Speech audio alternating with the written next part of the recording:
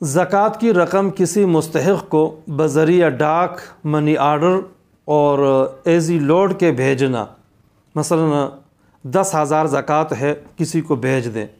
सवाल ये पैदा होता है कि यहाँ डाक खर्च भी है और एज़ी लोड अगर किया है तो वहाँ पे जब वो मुस्तहिक़ बंदा रकम निकालेगा तो उसे कटौती होती है। सवाल ये है कि डाक फ़ीस और कटौती ये कौन अदा करे? तो इसका जवाब ये है कि ये असल में ज़िम्मेदारी देने वाले की है, क्योंकि वो भेज रहा है।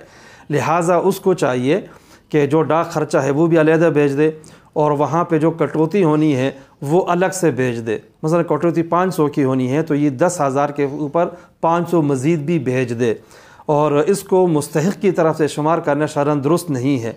अलबत्ता एक सूरत बन सकती है कि ये मुस्तहिक़ को बाकायदा कह दे कि मैं आपको ज़कात भेजूँगा, आप मुझे इजाज़त दे दें कि मैं डाक के ज़रिए से भेजता हूँ या एज़ी लोड कर रहा हूँ। वो अगर कह दे कि ठीक है आप डाक के हवाले कर दें और अब ये ज़कात मेरी होगी, इस सूरत में अगर वो वकील बना दे इस देने वाले को और देने वाला उसकी तरफ से वकील बनकर भेज रहा है, तो ऐसी सूरत में जो डाक खर्चा है वो काटना और मुस्तहिक़ की तरफ से शुमार करना दुरुस्त है।